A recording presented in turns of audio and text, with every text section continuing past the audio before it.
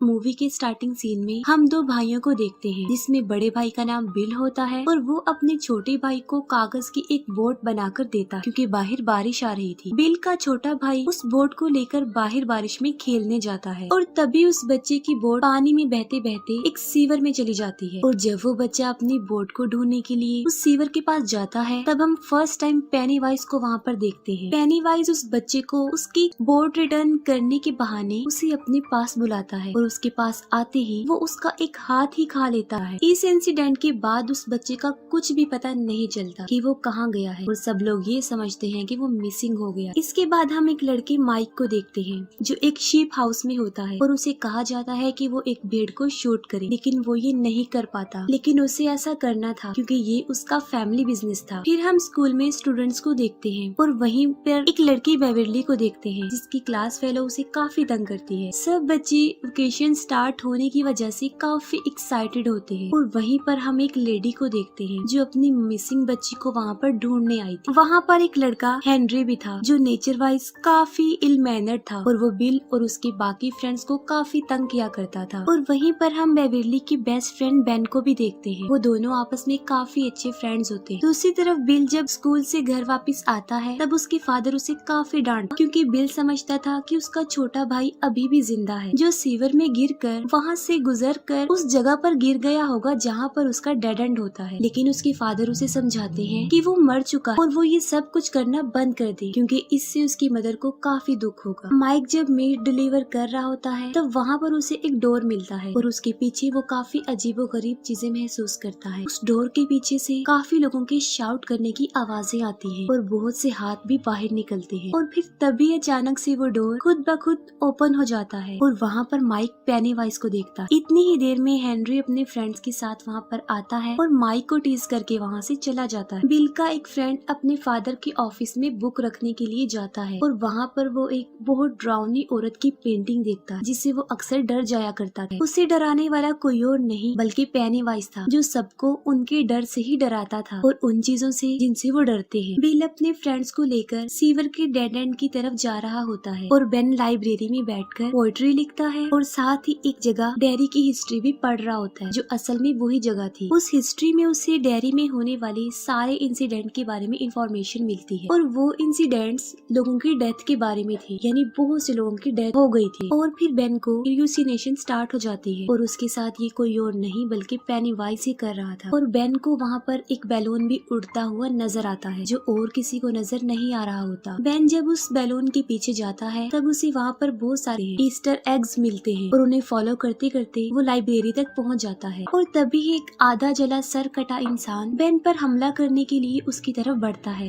लेकिन बेन वहाँ से भाग जाता है। बेन जब वहाँ से जा रहा होता है, तब हेनरी और उसके फ्रेंड्स उसे पकड़ लेते हैं, उसे काफी परेशान करते हैं और यहाँ तक कि हेनरी एक नाइफ से उसके पेट पर एच लिख देता है। इसी दौरान कार में एक कपल भी वहाँ से गुजरता है और बेन उनसे हेल्प मांगता है, लेकिन वो लोग उसकी एक नहीं सुनते। उसी कार में बेन एक रेड बैलून देखता है, जिससे ये साफ जाहिर था कि वो कपल जो गाड़ी में बैठा हुआ है, अब वो भी पेनीवाइज के कब्जे में आ चुके हैं। तभी किसी तरह बेन अपनी जान छुड़ाकर वहाँ से भाग जाता है और वो बैड ग्रुप उसका पीछा करते हैं। दूसरी तरफ बिल अपने फ्रेंड्स के साथ उस सिटी के सीवर के डेड एंड पर अपने भाई को ढूंढ रहा होता है, लेकिन वहाँ पर उसे किसी और बच्चे का जूता मिलता है। लेकिन इससे पहले कि वो सब लोग बिल के भाई को ढूंढने के लिए अंदर जाते, इंजर्ड बेन वहाँ पर आ जाता है। वहीं पर बिल का एक फ्रेंड बिल के छोटे भाई को ढूंढने के लिए अंदर चला जाता है और वहाँ पर उसे बहुत सारे गोस्ट नजर आते हैं। उसे वहाँ पर बहुत सारी सॉल्स नजर आती है और पेनीवाइज उसे मार डालता है। बिल और उसके बाकी फ्रेंड्स बेन के लिए बैंडेज इक्विपमेंट्स ले रहे होते हैं, लेकिन उनके पास पैसे कम होते हैं। उसी मार्केट में बेवरली भी होती है, जो मेडिसिन लेने में उनकी हेल्प करती है। और फिर ये फ्रेंड्स ग्रुप बेवरली को उनके साथ तालाब पर चलने के लिए इनवाइट करते हैं। बेवरली जब घर पहुंचती है, तब उसके फादर एज यूजुअल उसके साथ काफी अजीब बिहेव करते हैं। अपने फादर के बिहेवियर की वजह से बेवरली काफी अपसेट रहती थी और इस बार तो वो इतनी दुखी होती है कि वो अपने बाल काट लेती। फिर वो सब फ्रेंड्स और बेवरली तालाब पर काफी इंजॉय करते हैं। ये सब फ्रेंड्स मिलकर बेन के घर जाते हैं और वहाँ पर उसका डेरी टाउन से रिलेटेड हिस्ट्री कलेक्शन देखते हैं। बेन उन्हें बताता है कि जो लोग इस सिटी में रहा करते थे एक एक करके वो वहाँ से गायब होते रहे। लेकिन अजीब बात तो ये है कि लोगों के गायब होने का कोई भी रीजन, उनकी डेड बॉडी या कोई भी निशान नहीं मिला। बस सिर्फ उस सिटी में ही एक कुएं के पास मरे हुए लोगों के कपड़े थे जो खून से भरे हुए थे और वहाँ पर खून खराबा आम हो गया। लेकिन उसके पीछे ये पता नहीं चल सका कि ये कौन कर रहा। फिर हम बिल के फ्रेंड एडी को देखते हैं जो स्कूल से घर की तरफ जा रहा होता है और रास्ते में वो एक बहुत पुराने घर के सामने से गुजरता है और ठीक उसी वक्त उसकी मेडिसिन लेने का टाइम भी हो जाता है और एडी वहाँ पर रुककर अपनी मेडिसिन लेने लगता है। और तभी एडी को उस घर से किसी की आवाजें सुनाई देती है। वो आवाजें सुनकर एडी काफी घबरा जाता है। वो वहाँ से जाने लगता है। तभी घबराहट के आलम में उसकी मेडिसिन उसके हाथों से गिर जाती है। एडी जब अपनी मेडिसिन उठा रहा होता है तभी वहाँ पर एक बदसूरत काफी गंदा और बीमार आदमी आकर उसे डराता है और उसे डराते डराते वो उस पुराने घर की तरफ ले जा रहा होता है। लेकिन एडी भागकर उस घर के पीछे चला जाता है और एडी को वहाँ पर पेनीवाइज नजर आता है। एडी वहाँ से भाग जाता है। बेवर्ली जब घर आती है तब उसे एक पोएट्री कार्ड मिलता है जिसे पढ़ने के लिए वो वॉशरूम में जाती है। बेवर्ली जब वो पोएट्री पढ़ रही होती है तब उसे वॉश सिंक से बच्चों की आवाजें सुनाई देती है। बेवर्ली जब एक मेजरिंग टेप उस सिंक के अंदर डालकर बाहर निकालती है तब वो खून से भरा हुआ वापस आता है और उस पे इंसानी बाल भी लगे होते हैं जो बेवर्ली की पूरी बॉडी से लिपट जाते हैं और उसे अंदर की तरफ खींचते हैं। इसके बाद उस वॉश सिंक से बहुत सारा खून तेजी से बाहर निकलता है और पूरा वॉशरूम और बेवर्ली खून से भर जाते हैं। बेवर्ली के रोने की आवाज सुन के उसके फादर भी वहाँ पर आ जाते हैं लेकिन वो ऐसा रिएक्ट करता है जैसे वहाँ पर कुछ भी नहीं हुआ। बिल जो कि अपने छोटे भाई को काफी मिस कर रहा होता है लेकिन तभी वहाँ पर उसे किसी के होने का एहसास होता है और वहीं पर उसे किसी के पाँव के निशान भी मिलता है और जब वो उन पैरों के निशान के पीछे जाता है तब उसे उसका छोटा भाई नजर आता है जो उसे बेसमेंट में ले जाता है। पहले बिल का छोटा भाई उसे इमोशनली ब्लैकमेल करता है और फिर देखते ही देखते एक शैतान में तब्दील हो जाता है और तभी वहाँ पर पेनीवाइज भी आ जाता है जो बिल पर अटैक कर देता है। लेकिन ठीक वक्त पर बिल अपनी जान बचा कर वहाँ से भाग जाता है। फिर बेवर्ली उन फ्रेंड्स को अपने घर बुलाकर उन्हें अपना वॉशरूम दिखाती है। सब बच्चे भी देखते हैं कि वहाँ पर बहुत ज्यादा खून है लेकिन बेवर्ली सोचती है कि उसके फादर को वो क्यों नहीं नजर आ। फिर वो सब मिलकर वॉशरूम क्लीन करते हैं। वो फ्रेंड्स आपस में डिस्कस करते हैं कि कुछ न कुछ तो गड़बड़ जरूर है क्योंकि उन लोगों के साथ भी कुछ न कुछ अजीबोगरीब हो रहा है और वो जोकर उनको भी नजर आता है। तभी कुछ दूर फासले पर उन्हें हेनरी की कार और माइक की साइकिल नजर आती है और वो माइक को बचाने के लिए फौरन भागते हैं। दूसरी तरफ हेनरी और उसके फ्रेंड्स जबरदस्ती माइक को कच्चा गोश्त खिलाने की कोशिश करते हैं और उसे काफी पीटते भी हैं। तभी कुछ दूर फासले पर माइक को पेनीवाइज नजर आता है जो एक बच्चे का हाथ खा रहा था और साथ साथ वो माइक को एक अजीब सी स्माइल भी दे रहा था और तभी फौरन वो फ्रेंड्स वहाँ पर पहुँच जाते हैं और हेनरी और उसके फ्रेंड्स पर पत्थरों की बारिश कर देते हैं और वो लोग माइक को सेव कर लेते हैं। फिर वो ग्रुप मिसिंग होने वाले बच्चों के पोस्टर देख रहे थे। तभी बेन उन्हें बताता है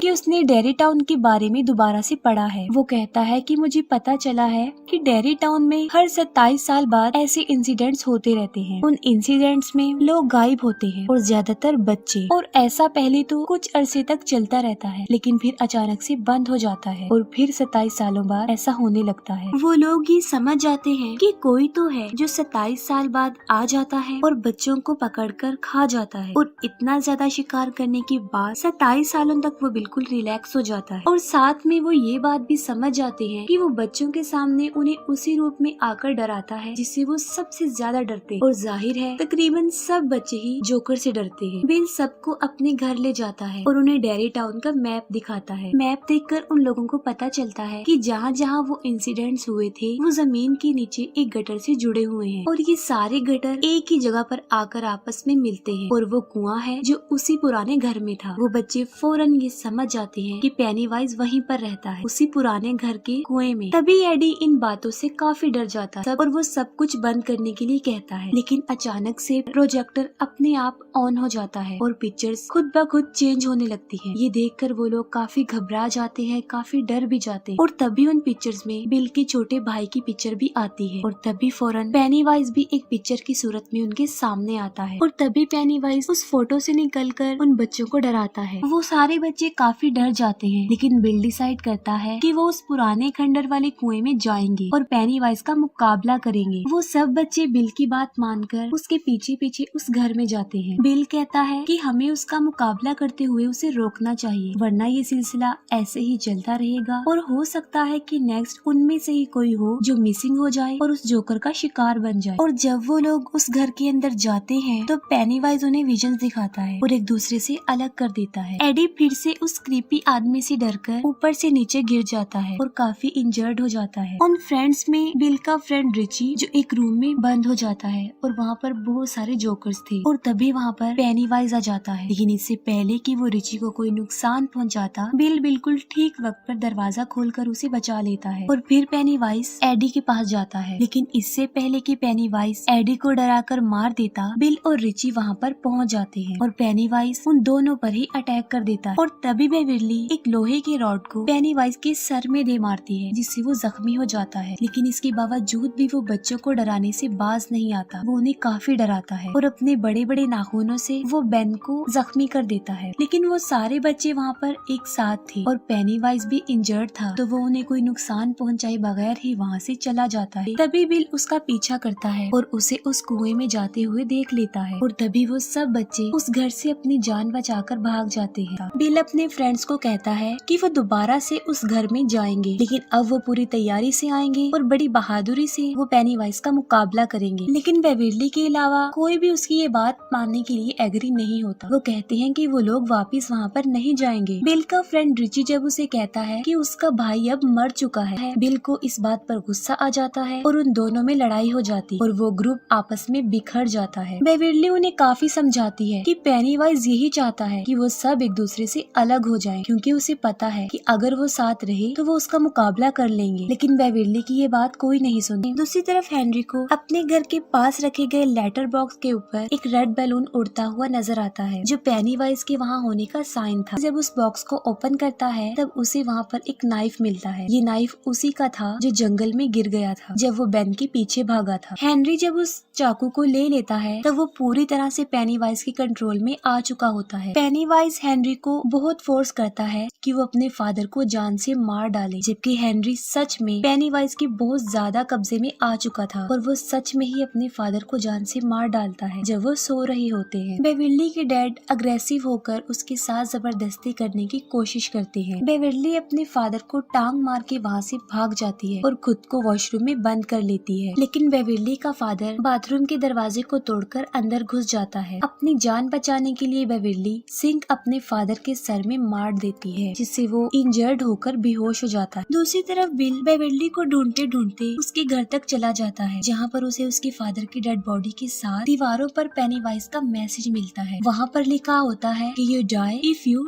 ट्राई। बिल अपने सब फ्रेंड्स को बताता है कि पेनीवाइज बेविरली को ले गया है और वो बेविरली को बचाने के लिए फिर से एक हो जाते हैं और फिर वो लोग दोबारा से उस घर में आते हैं। लेकिन इस बार वो अपनी पूरी तैयारी से पेनीवाइज का मुकाबला करने के लिए हथियार भी अपने साथ लाए होते हैं। दूसरी तरफ बेविरली के ऊपर खून के कुछ कतरे गिरते हैं, जिससे वो होश में आती है और वो देखती है कि वो एक गटर में है, जहाँ पर कचरे का एक बहुत बड़ा ढेर काफी ऊंचाई तक लगा होता है और वहाँ पर बच्चों की डेड बॉडीज भी हवा में फ्लाई करती है। तब बेविरली वहाँ से भागने की कोशिश करती है, लेकिन पेनीवाइज उस पर अटैक कर देता है और उसे काफी डराता है। लेकिन बेविरली नहीं डरती। बेविरली बड़ी बहादुरी से उसका मुकाबला करती है। पेनीवाइज जब देखता है कि वो उसे नहीं डर रही तो वो उसे उसका असली रूप दिखाता है और वो पेनीवाइज की एक डेड लाइट भी थी। उसे देख बेविरली फौरन बेहोश हो जाती है। सारे बच्चे कुएं से नीचे उतर जाते हैं, लेकिन सबसे लास्ट में जब माइक की बारी आती है तब हेनरी उस पर अटैक कर देता है। वो उसे मारने की कोशिश करता है, लेकिन माइक उसका मुकाबला करके कुएं से उसे काफी नीचे गिरा देता है। वो लोग जब नीचे उतर रहे होते हैं तब उनका एक फ्रेंड उनसे बिछड़ जाता है और यहाँ पर पेनीवाइज उस भयानक पेंटिंग वाली औरत की सूरत में उस पर अटैक कर देता है। बाकी फ्रेंड्स अपने उस दोस्त को ढूंढने के लिए वहाँ पर पहुँच जाते हैं, लेकिन इससे पहले कि पेनीवाइज उसे जान से मार डालता वो सब वहाँ पर पहुँच जाते हैं और पेनीवाइज वहाँ से भाग जाता है। और तभी बिल को अपना छोटा भाई भी वहाँ पर नजर आता है, जिसको फॉलो करते हुए वो बिल्कुल उसी जगह पर पहुँच जाता है जहाँ पर बेविरली भी थी। बेविरली हवा में लटकी हुई थी और बिल उसे नीचे लाने की कोशिश करता है और फिर बिल अपने भाई के पास चला जाता है। तभी बाकी फ्रेंड्स वहाँ पर आ जाते हैं और सब मिलकर बेविरली को नीचे उतारते हैं, लेकिन बेविरली होश में नहीं थी। वो सब उसे होश में लाने की कोशिश करते हैं, लेकिन स्टिल वो होश में नहीं आती। फिर बेन बेविली को हग करता है क्योंकि वो उसे लाइक करता था, तो इसी वजह से बेविली पेनीवाइज के ट्रैप से बाहर आ जाती है और बिल्कुल होश में आ जाती है। पेनीवाइज बिल को उसके छोटे भाई के रूप में काफी इमोशनली ब्लैकमेल करता है और उसे अपने साथ घर ले जाने के लिए भी कहता है। बिल उसकी बातें सुनकर रोता है और कहता है कि मैं जानता हूँ कि तुम मेरे भाई नहीं हो, और वो उसे गन से शूट कर देता है। और फिर पेनीवाइज अपने असली रूप में आकर उन सब पर अटैक कर देता है। वो सब बच्चे एक होकर उसका मुकाबला करते हैं, लेकिन फिर पेनीवाइज बिल को पकड़ लेता है। पेनीवाइज उनको बताता है कि तुम लोग मुझसे जितना डरोगे मेरी पावर उतनी ही ज्यादा बढ़ती जाएगी। वो कहता है कि तुम बिल मुझे दे दो, उसके बदले में मैं तुम्हारी जान बख्श दूंगा और तुम यहाँ से चले जाओ। मैं इसे खाकर 27 सालों तक सोने के लिए चला जाऊंगा और तुम लोग भी अपनी लाइफ में वापस चले जाओ। पेनीवाइज के यही अल्फाज उसी पर भारी पड़ जाते हैं। वो सब बच्चे बिल्कुल एक होकर उससे लड़ते हैं। पेनीवाइज उन बच्चों को हर उस रूप में डराने की कोशिश करता है जिससे वो सबसे ज्यादा डरते हैं, लेकिन वो बच्चे नहीं डरते। लेकिन अब पेनीवाइज उनसे डरने लगता है क्योंकि वो सब एक थे और डर भी नहीं रहे थे, और यहाँ तक कि मार मार के भी वो पेनीवाइज को काफी जख्मी कर चुके थे। उन बच्चों का बिल्कुल एक हो जाना पेनीवाइज को हारने पर मजबूर कर देता है और पेनीवाइज डरते हुए भूखा ही 27 सालों के लिए सोने के लिए चला जाता है। ये मूवी यहीं पर एंड हो जाती है।